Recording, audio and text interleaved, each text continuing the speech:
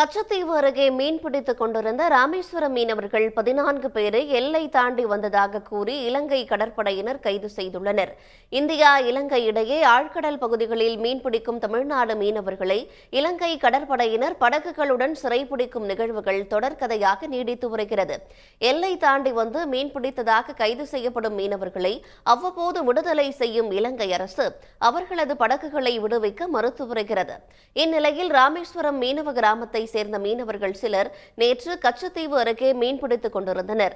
அப்போது அப்பகுதிக்கு வந்த இலங்கை கடற்படையினர் ராமேஸ்வரம் மீனவர்கள் 14 பேரை கைது செய்தனர்.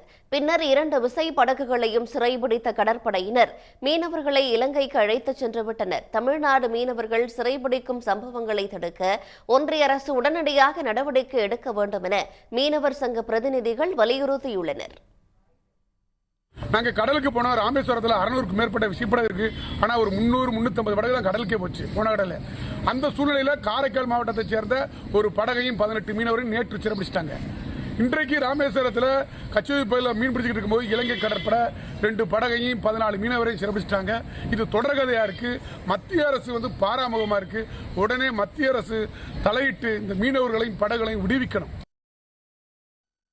இலங்கை கடற்படையினர் பிடித்துச் சென்ற மீனவர்களை உடனடியாக விடுவிக்கவும் படகுகளை மீட்டு தர வேண்டும் என்றும் மீனவர்கள் வலியுறுத்தியுள்ளனர். ராமேஸ்வரம் மீனவர்கள் 14 பேர் படகுகளுடன் சிறைபிடிக்கப்பட்ட சம்பவம் மீனவ கிராமங்களில் பரபரப்பை ஏற்படுத்தியிருக்கிறது. உடனுக்குடன் செய்திகளை தெரிந்து கொள்ள சன் நியூஸ் பெல் ஐகானை கிளிக் பண்ணுங்க.